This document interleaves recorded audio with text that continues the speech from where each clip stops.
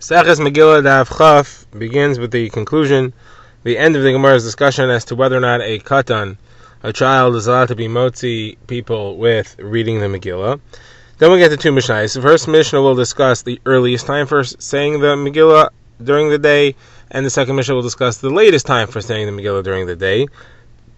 Both of them surround the definition of the term the day, when it counts as the day, and when it's too early to be called day, and when it's too late to be called day. Both Mishnayos will also list a number of other halachos and when their earliest and latest times are, and the Gemara will give the sources for each of them. So we begin from the two dots, several lines into the daf. The Gemara is quoting from the Mishnah where we'd seen that Rabbi Yehuda holds that a katan, a child, that's someone under bar mitzvah, is allowed to read the Megillah to be motzi others. So the Gemara quotes a brisa that says, Rabbi Yehuda says, I remember when I was a child and I read the Megillah for Rabbi Tarfon and the elders in Lud. So the Chachamim said that's not a proof because you were a child. You're saying yourself you were a child. You can't bring a proof from a testimony of a child. It's not believable. Now in the different brisa, Rebbe, he testifies that he was a child and he read the Megillah for Rabbi Yehuda. So the Chachamim answered him and they said, you can't bring a raya from the fact that you read it for Rabbi Yehuda. Rabbi Yehuda we know holds that it's permitted for a katan to be motzi others. Our question is about the Chachamim, about everyone else.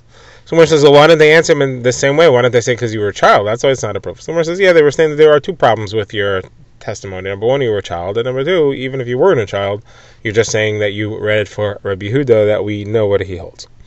Okay, now we begin the first Mishnah, which talks about the earliest time in the day when one may read the Megillah. Now, the day begins and ends with a period of intermediate, partially day and partially night. We have to differentiate between the sun being up and there being light in the world. The sun sheds light on the world long before it rises. That's from what we call the crack of dawn, or alos hashachar. Then you have a period where the sky and the earth are continually brightening until the sun actually begins to appear, and that's what we call Netzachama. The opposite occurs in the evening. The sun first drops below the horizon and we don't see it anymore, but you still have light.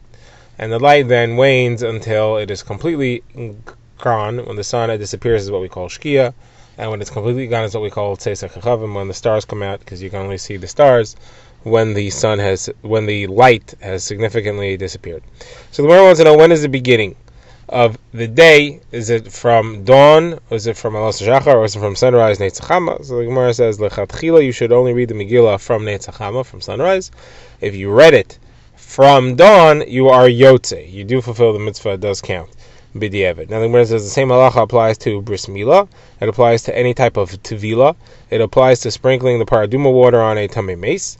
It applies to a shomeres yom keneged yom, that is a woman who had a 1 or 2 day menstrual emission during the times of the month where she's called a zava. So she has to go to the mikvah the following day. She has to keep one clean day and then she can use the mikvah. That also should be done during the day and no earlier than sunrise. B'diavad, it's okay if it's from dawn. The Gemara will explain why is this a separate halacha than the other tevila in the mikvah that we discussed before. Now, those are the cases that are mentioned in the Mishnah. The Gemara will now go through each one and show its source. The Gemara says, how do you know the Megillah has to be done during the day and no earlier than sunrise? So the Gemara says, because it says, V'hayamim ha'ila neskar v'nasim, these days are read, are mentioned, spoken about, and made. So it has to be done during the day and not at night. So Gemara says, well, hold on a second. That's a question of Yeshua ben Levi. We saw earlier in the Masechta, Yeshua ben Levi holds you have to read the Megillah at night and during the day. Gemara says, no, we're referring to the reading during the day. The reading of the day, that source for that is Niskarim V'nasim B'yom. It says, V'hayomim ha'ila Niskarim V'nasim. Now, the day is defined as from sunrise to Chatchila. Okay, next, the Gemara says, how do you know Milah has to be done then? So it says, Bayom Hashmini Yimol, during the 8th day, you should do Tefillah. You should do Milah. Now, as far as Tefillah, it says, V'hiza hatar al hatame Bayom Hashvi. The spraying of the paraduma water should be on the 7th day. Should be on the 3rd day also, but it says Bayom Hashvi. And there's a connection between Tevila and spraying, between the immersion in the mikvah and the spraying of the water. So both those halachos have this detail that has to be performed during the day. Right now the Gemara asks about a shomer yom keneged yom. So again, this is a zava. A zava is a woman who sees blood, menstruation, during the period of ziva. Period of ziva begins after the period of nida. The monthly cycle has some parts that are called nida and some parts are called ziva. During the nida days, any blood that she sees will be considered nida blood. During the rest of the time, any of it will be called ziva blood. They have different halachos. There's quite a few machlokes they were showing them as to how you define the days. Now, the Gemara says that a woman who sees during the zava days, where she sees one day, she needs to keep one clean day, and then she can go to the mikveh. If she sees 2 days, she also needs one clean day, and then she can go to the mikveh. If she sees 3 days, she needs 7 clean days. This is not the halacha anymore. Today, any drop of blood, we wait a full 7 days clean. So Gemara says, how do you know that she can go to the mikveh only after the sun rises? Now this is talking about the day after she sees, because what's happening is that she's counting part of the day she's seen as a clean day. She can go to the mikveh that day just to make sure that the rest of the day stays clean. Otherwise, she'll have to start over again. So now, this is not to say that she can't go to the mikveh the following night. That she can, but she can't go earlier. She can't go the night that's immediately after the day that she sees. She needs part of the next day at least to be clean, and that's only when the sun's up. So Gemara says you get that halacha. The Gemara says you need to teach me that halacha. It's not just learned from every tvila in the mikvah, because there's a connection between a zava and a zav. A zav is a male who has an emission, and he is connected to a balkari. That's a male who has a seminal emission in its proper approach, not with any type of illness. So a balkari can go to the mikvah the day that he sees kari, the day that he has his emission. A zav is connected to that. If he only sees for 1 day, can go on the day that he has the emission. You may think that a zava can therefore go to the mikvah on the day that she actually sees blood. Now, that can't be because she needs a clean day. But you may think that a clean day is enough if she just has part of the night that's clean. The night is considered part of the day, so she can go to the mikvah the night after she sees blood because she has part of the day. Therefore, it teaches us that's not true, because it says she has to count one clean day. Counting means you have to have part of the day with daylight, not with night. You cannot count at night, you have to count during the day. Rashi says that's because it says v'safar Allah shivas yamim. You have to count 7 days as far as those who do have to count 7 days. It does say yamim, and therefore counting can only be by the day. Okay, now the Gemara says that we've seen in our Mishnah, b'di eved, it's okay if a person did any of these mitzvahs after dawn, after Amud HaShachar. Gemara says, how do you know that? So Gemara tries 2 sources. Gemara's first approach is that it says, Vayikra Elokim la'or yom.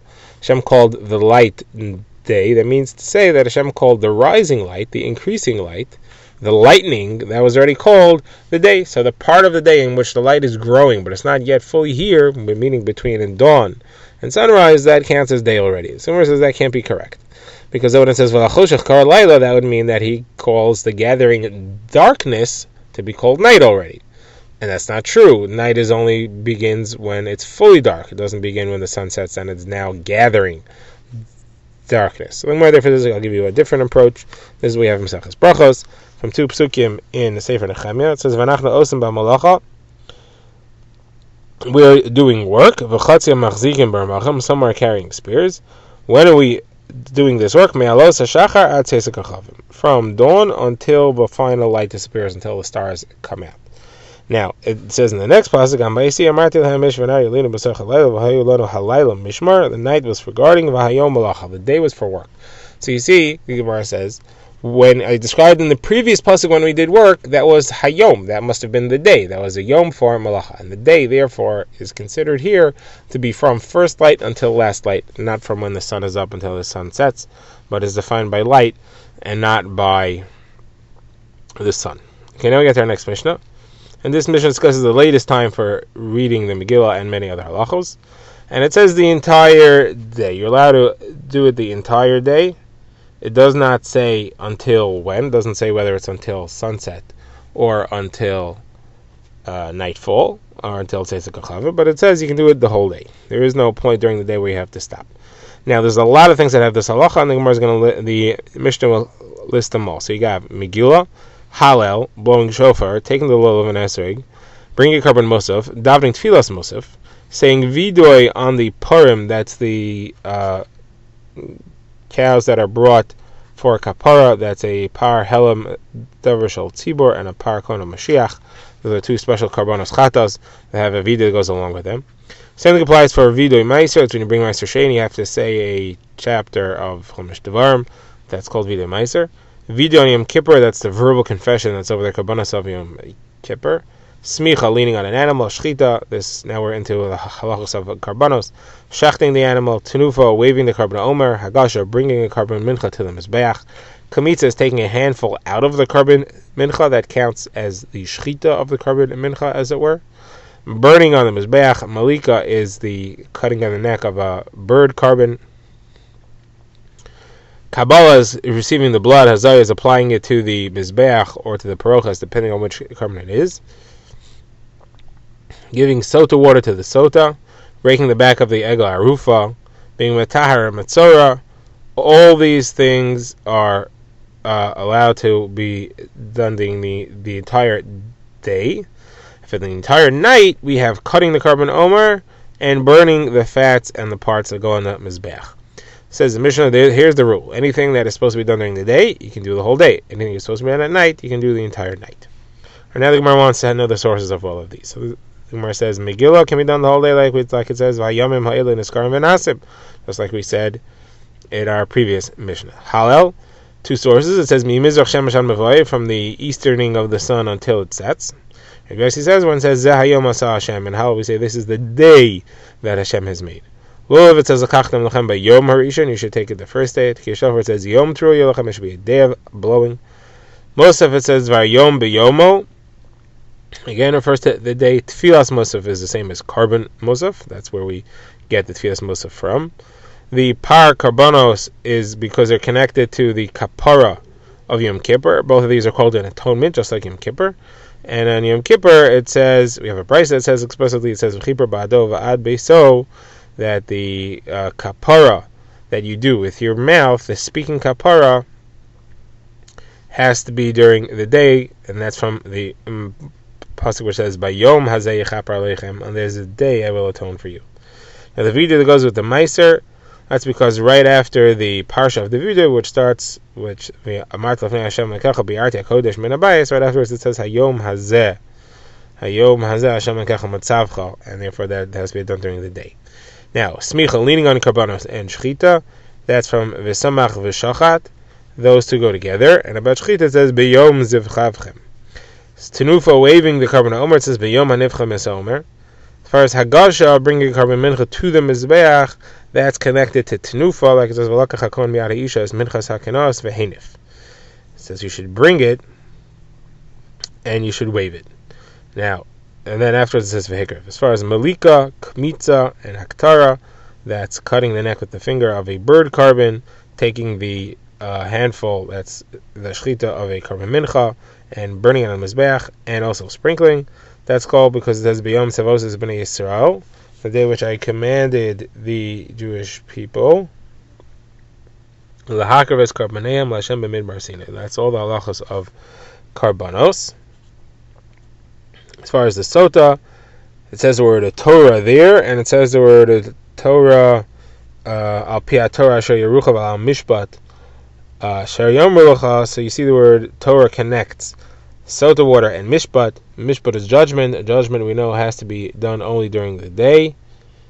The Gemara elsewhere gives a source for that. It's Sanhedrin, and therefore we know that this also has to be done during the day only.